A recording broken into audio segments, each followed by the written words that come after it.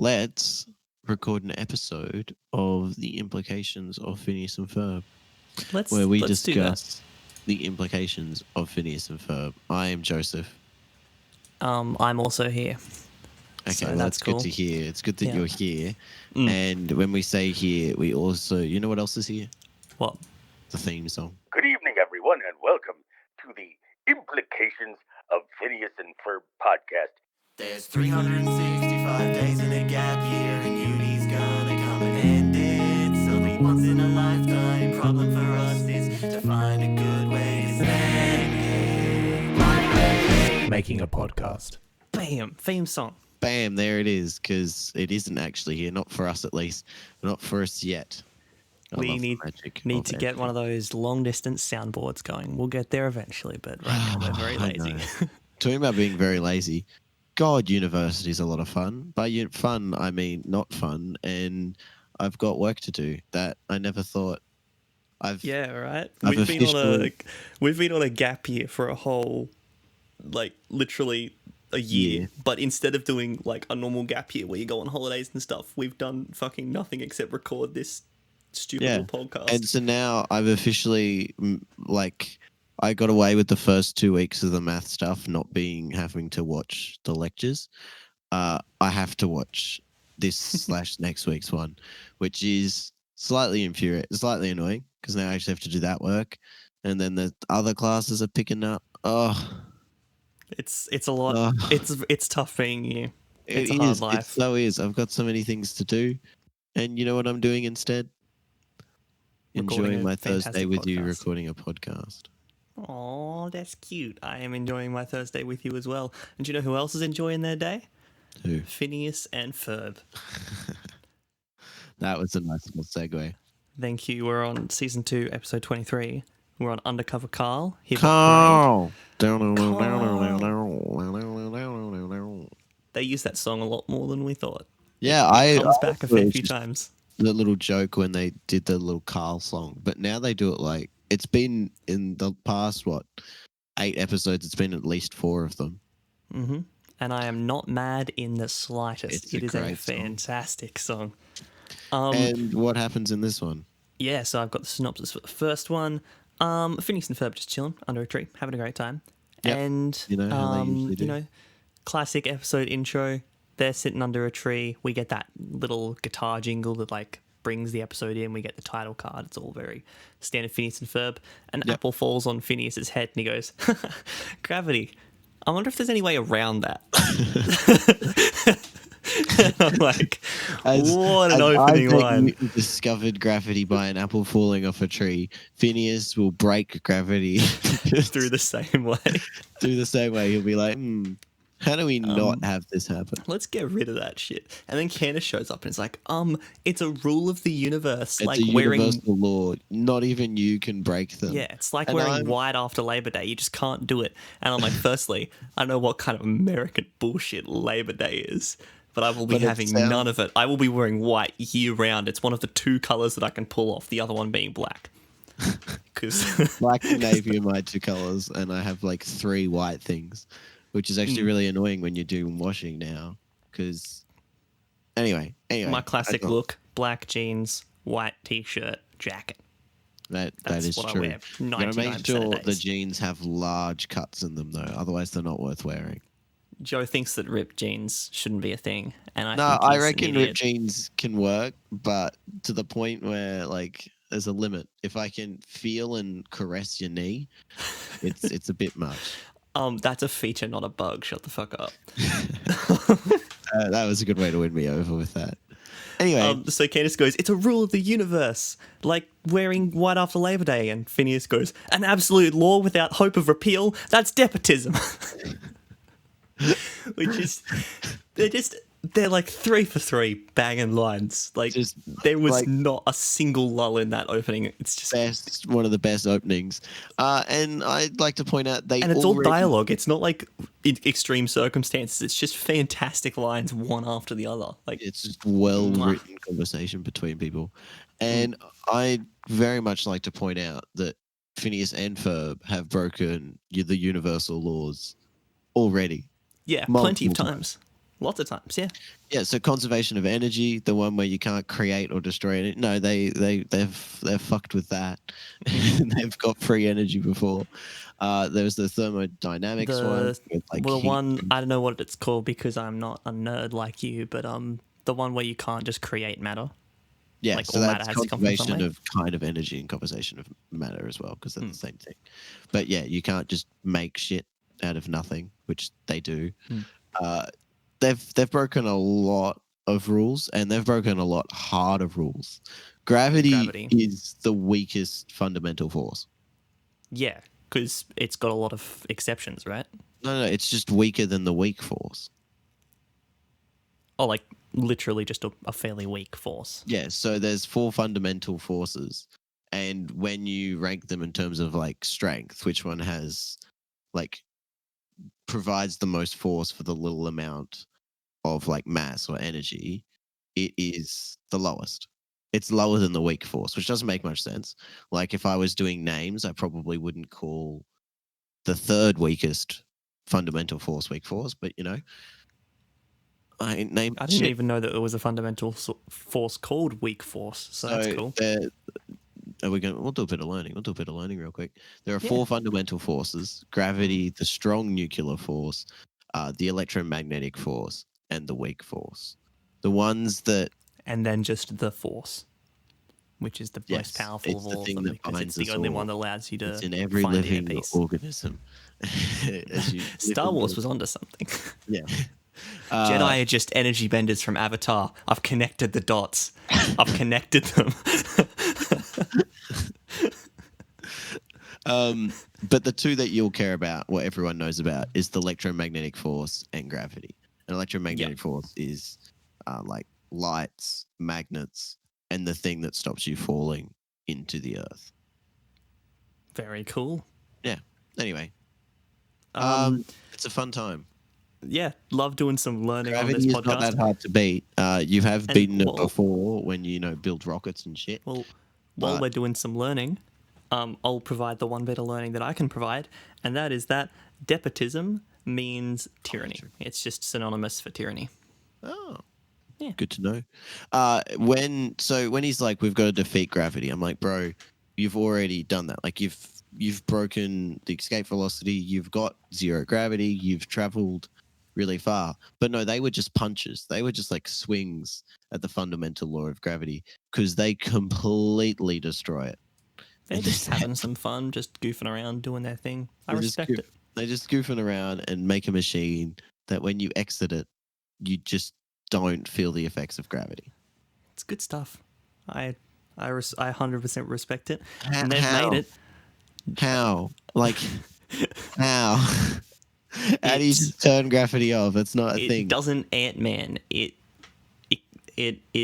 quantum changes it changes the quantums of their quantum particles, which makes them lighter. Ignore the fact that I'm not even going to try and figure out how you just turn gravity off. But the second bit is like, what would happen to you if you turned gravity off on yourself? If you put any momentum into going up, you just float away forever. So as soon as they jumped, they're dead. But for some reason, they still stay on the ground, which makes me think it's not 0 gravity, it's low gravity. Yeah, they kind of fly. So what I'm thinking is they've lowered their density. Yeah, see, no. Because they can still swim around in the air, and then they can still fall back to Earth. The amount of movement and dexterity they have in the way they're like moving and stuff, you're not like that in 0 gravity, and you're not like that if you're swimming in air.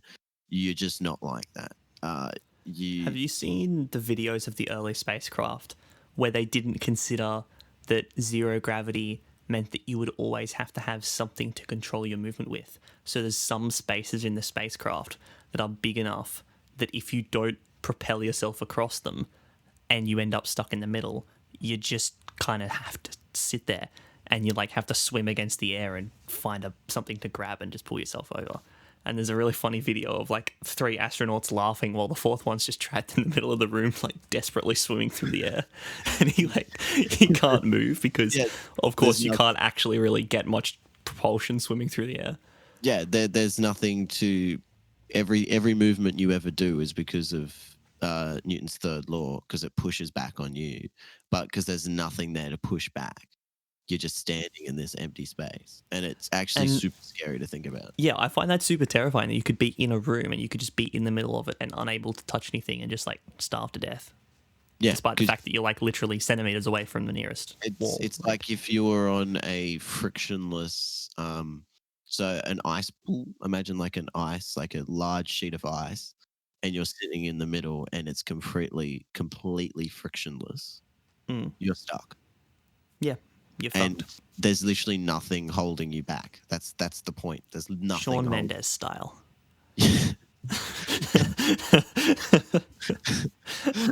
Yes, I am a comedian. Yes, I will take my award now. Thank you very much. Anyway, if you want to survive the icy pole, the icy pond, or in the middle of a zero gravity room, the secret is you throw something. Yeah, so if you have something and you throw it, the force of you throwing that object applies force for you going backwards. So if you throw it Oh heavily, yeah, that makes sense. Yeah, Every it's action has an equal and opposite reaction. I know perfect. my There's science. actually a Doctor Who video from like when it first came out. I think it was like the fourth Doctor, and I think did we watch it during? Yeah, I watched it for some reason. Yeah, no, I watched it during physics, and the guy's like, "Which laws is this showing?" But it's really cool because the Doctor doesn't quite work, but it was cool though. He's outside a spaceship, and he needs to get back to the TARDIS, and he has a ball like a handball, and he throws the ball at the hull of the spaceship. So that gives him some energy and he starts traveling back. And then the ball hits the wall and comes back and he catches it and that provides enough for him to get to the TARDIS. Oh, that's cool. Yeah, it is very cool. Just We play won't a talk round of about how- tennis with yourself. Yeah, we won't talk Yeah, about how the yeah. ball arched because the ball wouldn't arch. But anyway. Anyway. So that I, was fun. And I'm completely confused about this gravity removing device. And the effects last 15 minutes. Basically, it lets you just fly. So I and explained it before. It quantifies your quantum particles. I don't know what about that doesn't make sense to you. And then I do want to mention with the cheese thing, the spray cheese, and he presses it and just goes fucking flying.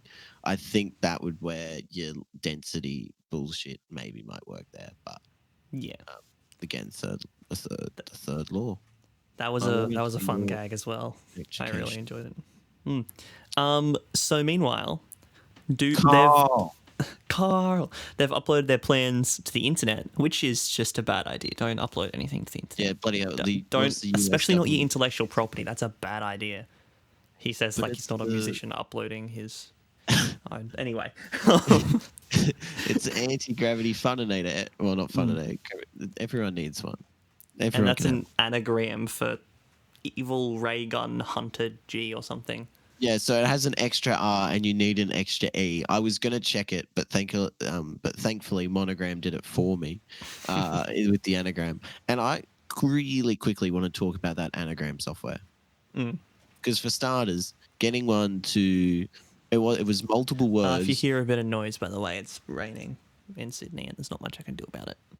Oh well. So not only does this anagram software take multiple words and give you multiple back, which would be hard to write, it can also add letters. So that is complex. Also, do you want an anagram software that adds letters? I feel like that ruins the point of anagrams. Yeah, because everything's an anagram of everything else if you are allowed to add letters. Actually, that's very true. You can just add letters.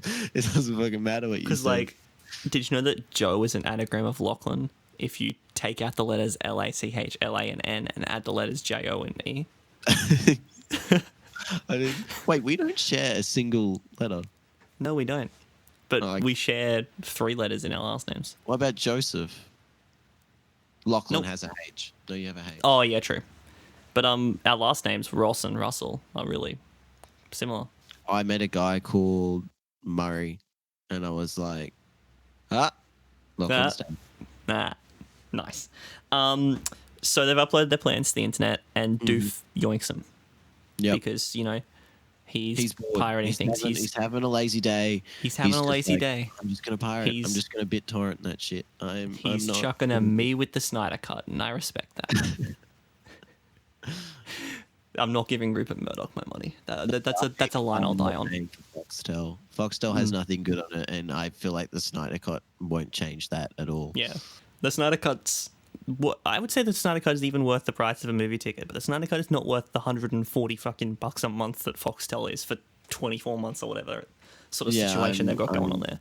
I'm not about Foxtel. But I am interested to see Henry Cavill not have a mustache. Yes, Henry Cavill with a non-CGI mustache. It's going to be beautiful. He's just gonna have his normal face without stubble. We've gone on a Justice League tangent before. I could talk about Justice League for way too long, but we won't do that because we're still got heaps of episodes to do. Not yet, at least. We should just do a random Snyder Cut review in the middle of the Phineas and Ferb podcast. Just season 2, episode 26, the Snyder Cut. Because it's been fan requested. And the fan is me. All right. We could just shit on it for like 4 hours. Because, they need Agent P away, so they send him on a wild goose chase. Quite literally. Agent G. A goose. And they're like, he's been gone forever. I have high standards of jokes in Phineas and Ferb, but let me tell you, the random cutaways to Perry looking for Agent G in between all of the actual episode going on are some of the funniest visual jokes that Phineas and Ferb has to offer. They are so good. I don't know how to feel about it, because you know how you get in movies where they talk about the backstory of a character and that sounds better than the movie you're watching? Yes. It's like that, except the thing I'm watching is also fantastic, and I'm just like, I want more, and I want to see this. I want to see the day Perry James Bond movie, like a proper Perry James Bond movie, because he gets up to, he climbs a mountain. But also, I think that the funniest part of the jokes is the fact that each of the circumstances seems so completely devoid of the one that came before it that you don't know how they could be the same story, but it cuts out all of the information in the middle and just like randomly cuts away to a new ridiculous scenario. That's why I want to see Agent P and the hunt for Agent G, the movie, in live action, because I want to know how he got from the mountain to a blackjack 1v1 with a French guy. With the French guy. He's like, the Agent G card. I do not know anything. I had not seen him. And then where did he get a printed Agent G card? How did he smuggle that into the game? He made it custom.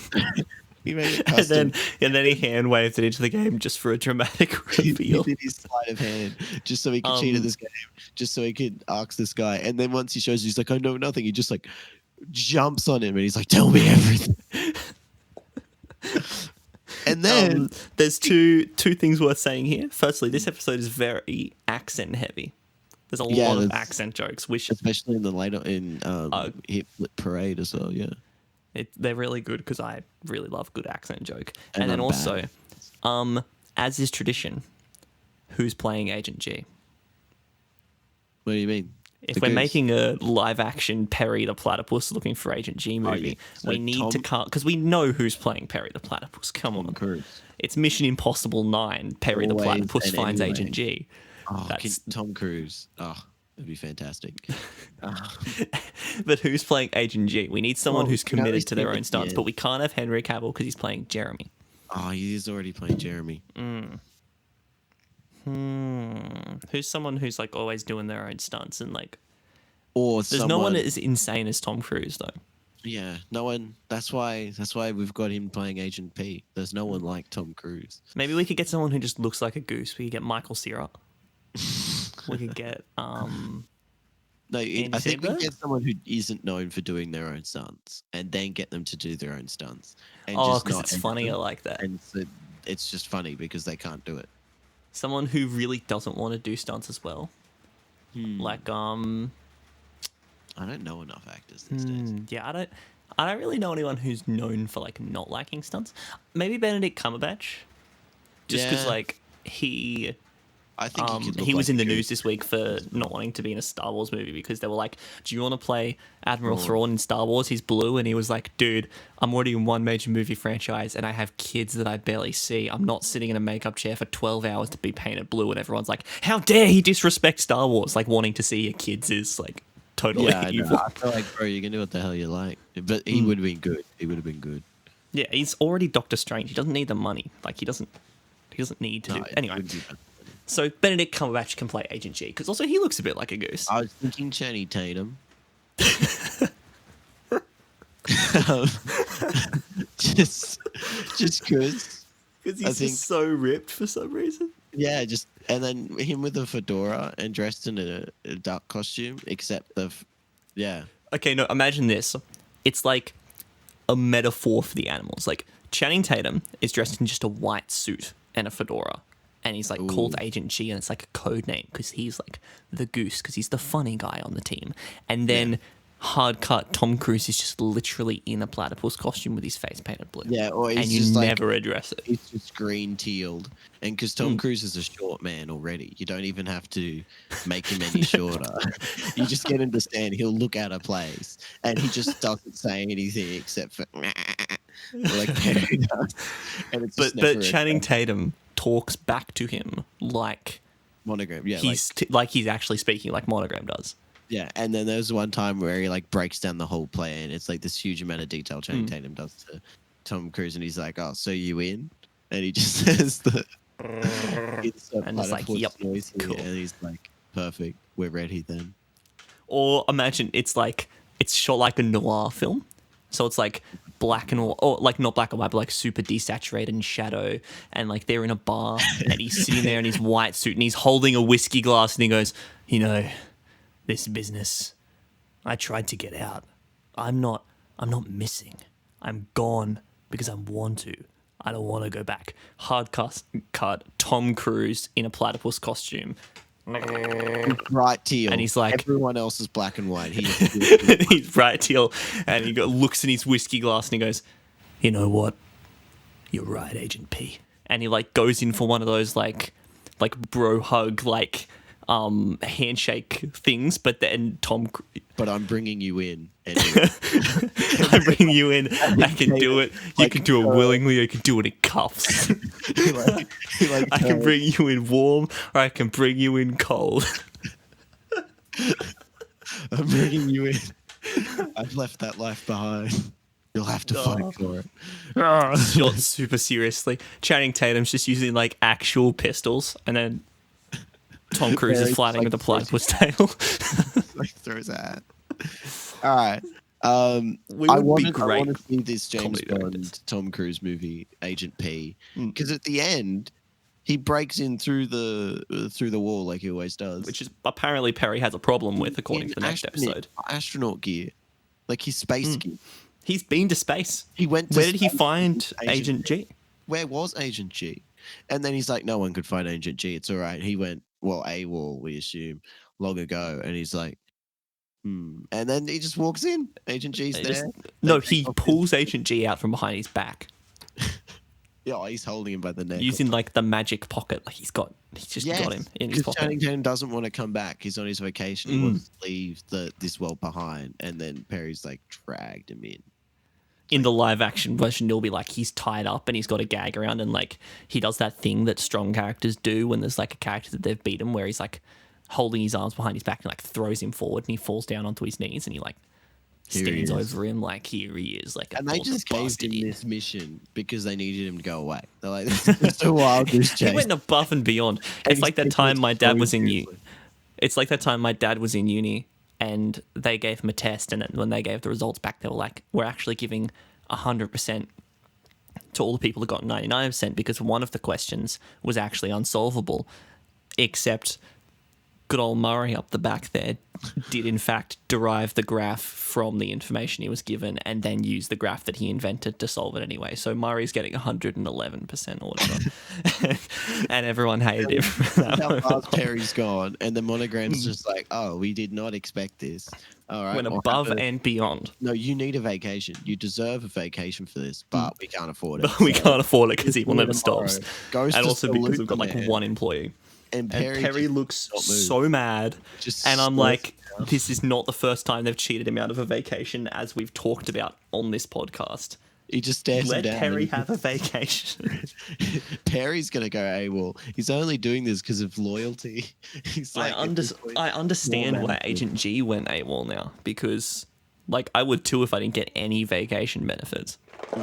And it's poor management. Poor management. Don't you hate that when you're doing your job and the manager didn't do it differently, and you're like, that's a bad way of doing it, and they're like, no, I know because I'm telling you that I know, and it's like, you don't, because you don't do my job.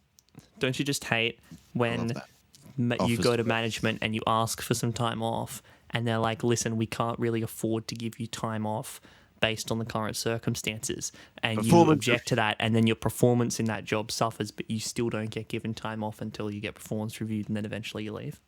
Well, after they threatened to performance review twice. Anyway, Perry was sick of this shit. My best line was, so they're like, Carl was like, oh, so what are you doing there, Phineas? And he's like, just challenging universal laws. I like that. So casual. Actually, also, that reminds me of you. Lines like that remind me of you. This episode's like light on implications. In the back half at least, like the first half is really Except for gravity. Yeah. But there is a great implication / joke right at the end where Monogram goes to get Carl, and he walks in and he's like undercover and he checks that the situation's all good, and Carl's like, yeah, we're all good, and he like turns and he whispers into his watch and he goes, it's all good, boys, and it just hard cuts out to like the really wide shot, and there's just SWAT people fucking everywhere. Yeah. And He called the SWAT on some 9-year-olds. Monogram did not know how to act as a father. He was horrible at that. And then when Carl's like, the threat's been neutralized, as in there was no threat ever, you idiots. He's just like, all right, so you can go. He called his entire armed forces just in case. He called the SWAT. He was like, even though not he treats animal Carl agents. Like his division. shit. His division only has animal agents, which means this isn't Alka. He called the actual like FBI on some 9-year-olds, and the FBI is aware that they've got a zero gravity machine, and just lets them kind of keep it. Just lets them keep They're it. like, oh well, the intern's okay. Nothing to see here. As long as Carl isn't hurt, it's all right, boys. We're fine. We can. I'm sorry. This show is Right. confirmed to take place in the States, and if there's one thing I know about the States, it's they're not going to look at a technology created on their soil and be like, yes, So it's far can't beyond use that for a weapon. You can keep that, and we won't even think about it. That is fundamentally un-American. Yeah, that's not who they are. All my knowledge of America, they would be like, yeah, it's time to bring them in. Not for doing anything wrong, but because we're going to disappear them and yoink their weapon. I think we're on to the next step. I agree. Yeah, I think we're onto it. You got the Which synopsis. is really this time? annoying because I wrote down in my synopsis. It was just a quote. Today we're going to fuse our nervous systems with Dad's laptop and surf the web using only our cerebral cortexes. And I was like, holy shit. I am want to so see keen. this. I'm sold. This is going to be good. The only question I had was Dad's laptop. Why Dad's? Why not theirs? Or why They not don't own a someone laptop, dude. They're kids. Baljeet has a laptop. True. Yoink Bajit's Anyway, laptop. What have I? And then I've written underneath pranked because we got pranked. It turns into a parade. And though the parade was good and we still got to see some amazing creations, I want to see the fused nervous systems into Dad's laptop so you can surf the web. Can you imagine what Google would do with that? Oh, God. Google is already stealing every bit of information you've ever had about your life and could probably foretell where you'll be in 20 years. And now it has control over your nervous system? There's a great Tom Scott video that I can't remember what it's called, but he's like giving a presentation. He talks about, let's pretend that as big a jump in technology that's happened in the last 20 years happens in the next 20 years. And he talks about kids, like teenagers walking around with throat mics and cybernetic implants in them, and like just constantly being on the web and becoming completely disconnected from older generations. And it's spooky as fuck. And Yeah, I was never going to agree to have any sort of electronics inside my body before, but I'm definitely fucking not now. And what I'm saying is I ain't getting my spinal cord fused to a laptop. This piece of shit laptop has been causing me problems for 6 years. You think I'm going to attach that shit to my body? It'll probably 404 accidentally delete the main program files to my fucking brain. Blue screen. My own head would blue screen like every 30 seconds. I am not about that life. Yeah, no, that's fair enough. I certainly wouldn't fuse my nervous system to your laptop. That's for sure. My baby here, though, Corsair she could one. fuse to me any day. Corsair, if you're listening. She's so sexy. Corsair, if you're listening, if you sponsor us, we'll fuse our spines to your laptop. I'm making decisions in my life. I'm coming up to the like I've got obviously amazing aesthetics when it comes to the setup, but I'm coming to a difficult decision. What's Do that? I, because I've got a Logitech keyboard, mouse, and mouse pad, but I've obviously the Corsair one. Do I, when I buy a new headset, go Logitech or Corsair?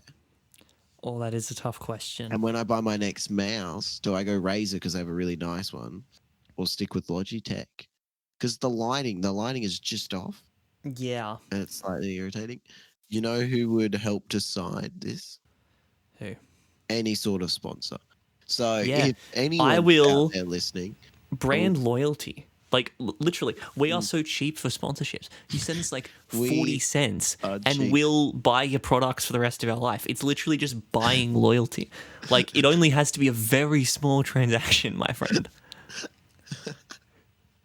Like you're still winning because you still, even if no one buys it based off the sponsorship, you still get customers out of it. We'll still buy your shit. So what do you? It's a lossless game. Come and fucking buy it. Sponsor us. Sponsor us. Corsair, Logitech, Razer. One of you. Whoever gets in first, brand loyalty for life. Unless the other people pay us more money later down the line. We don't tell them that yet. We get a bidding war later on. All right, so this episode is pretty light on the implications. Yeah, it's mostly centered around Buford. I think it's the second Buford-centric episode after the one with the fish. He just doesn't carry it.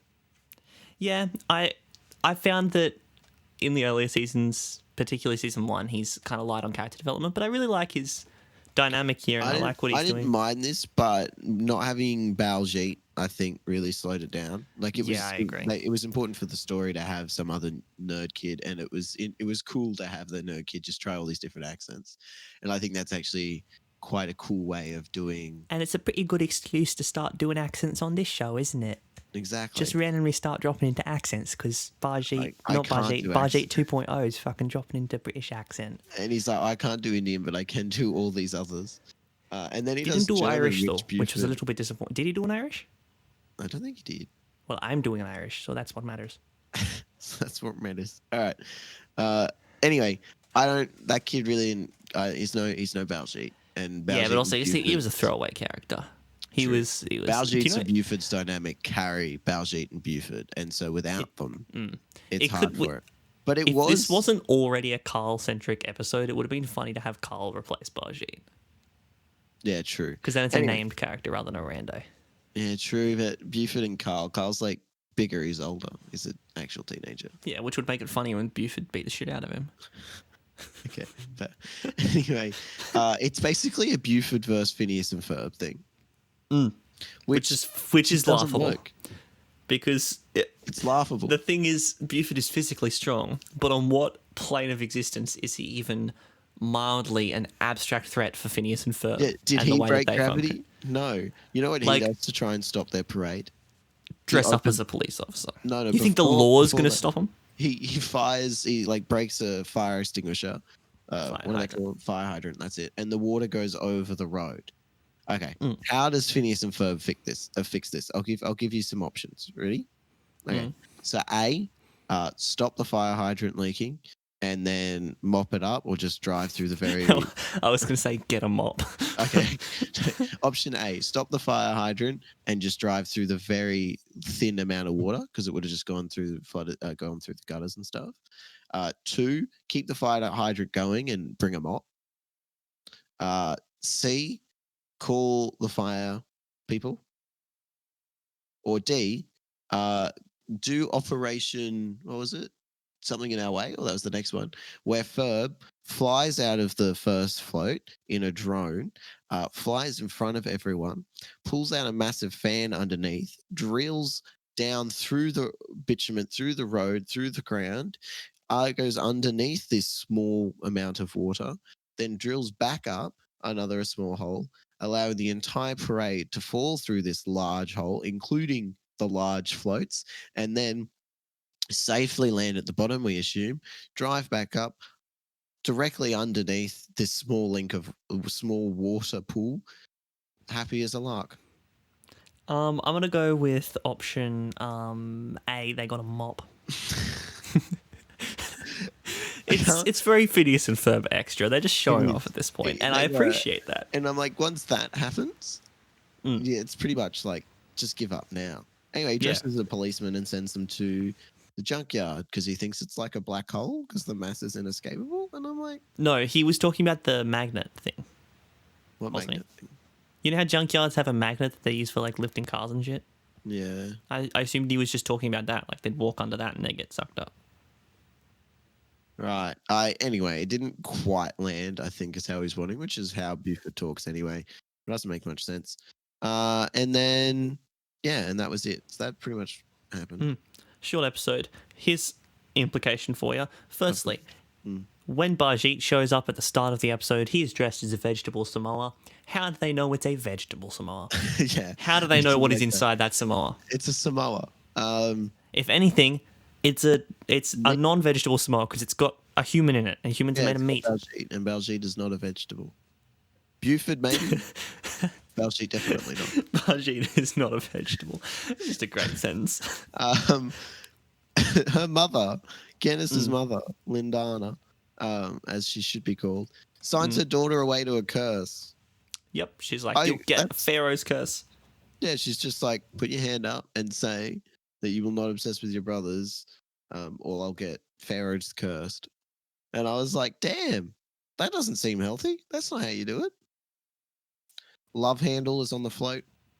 Yes, I'm a big fan of that. Love handle, come back. Love If handle. Phineas and Ferb says, yo, we're doing a parade, can you be there? Of course, Love Handle's going to say yes, because they are, and they'll always be there. Here's the most important implication of the entire episode. Candace's middle name is Gertrude. Does that come up in this episode?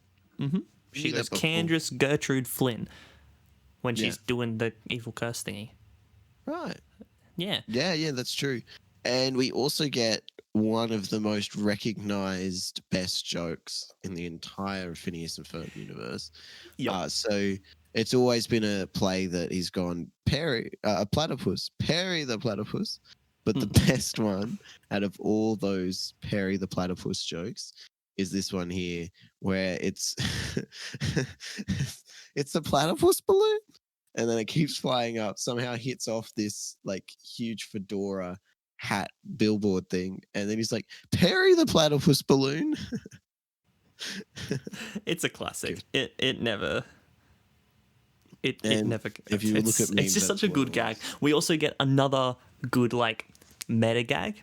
I like it when they get so established in their jokes that they can start making jokes about the jokes.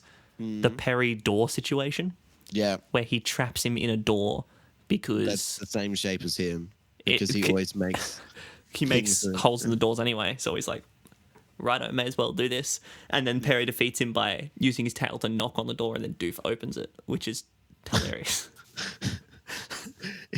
The show is just exceptional, isn't it? It's like that compared to the first episode, this episode is like nowhere near as good. Even the worst episodes are just so fucking funny.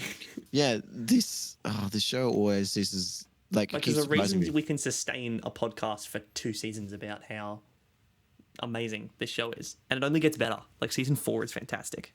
Yeah, and this felt like season 3. You said that when we were watching it. It feels like season 3. Yeah, it's a But- season 3 episode because of how meta it is and how like Yeah, fast paced and tightly written it is. It's good. Definitely the first one's better than the second one, but it's good. Good time all around. it's Phineas Would and Ferb. recommend. Obviously, go watch it. And speaking of recommendations, where would you recommend they find us? Well, I'd recommend probably Instagram because there's a lot of other content you can see there that's better than Yeah. ours. Instagram's pretty great. And also it's the only real social media that I am regularly on. So Yeah, so there's a chance you'll hit Lachlan there. I'm sometimes there as well. So feel free to hit us mainly up looking at on memes in our group chat with Zach. the implications of Phineas and Ferb on Instagram. Also, give us a Google. Apparently, we're the top result when you Google. Apparently with a top result. Phineas and Shout Ferb out to podcast. long-time listener Xander, who has been listening to the podcast at work while he's doing his stuff. He's caught up. Has gone through the entire back catalogue, which We've is damn impressive. recorded, like, I don't even know how many of these, but that is a lot of hours just listening to our voice. So we thank you, Xander. It's always good playing games with you. He is an absolute mad lad, and I have so much respect. If you're a long-time listener who isn't Xander, because we already know, then write into us and let us know. And Hit up the Gmail. We'll be proud. Yeah, hit up the Gmail. Implications of Phineas and Ferb at gmail.com. That was not in sync quite yet. No, not at all. If you want to be on Reddit, and so I'll see it in 6 months, feel free. And you can also send us a thing on the Twitter. I do have notifications on for Twitter because there's so few of them. So if you want to hit me up on Twitter, just at me and I will see it. It's _Ferb. I don't know how no one took that username, but we've got it, so that's cool. Yeah, well, Implications of Phineas and Ferb, I think, is meant to be the full name, but the actual handle... No, it's too long. Yeah, Twitter handles have to be like under 15 characters or something, which is so stupid. Because you should be able to have really long names. Wait till we get the official Phineas and Ferb account. That's going to be so great. Oh, that's going to be fantastic. Goes, you know what? We can tweet from that. Dan, Jeff, you've listened to this podcast. Do you think these guys are like, yep, they can be the official Phineas and Ferb podcast? It's going to be a great time. Swampy's been on the show, of course. It's like we're the official Phineas and Ferb podcast now. We should make it more official and get some others on as well. We should. Let's hit up some more Phineas I'm going and to Ferb hit up Mickey Mouse directly. I want him on the show. Call Mickey and be like, can you come on? And he'll be like, you're infringing on our intellectual property. Be prepared for a lawsuit. We're going to your house and sending you a subpoena. Well, we've got snipers. See that red dot on your chest? It isn't a laser pointer. My wife Minnie's been cheating on me, so I've got a lot of untapped rage right now. She could take the call, Joe. It's your mother, Joe. We have her. Let go of the podcast. Anyway, all the things are in the description if you need them. That's the podcast. Thank you for coming and being here with us. Lovely day. Much appreciated. I'm now going to try and have a lovely day doing math. You have fun with that. The Implications of Phineas and Ferb. Listen to it whenever you can.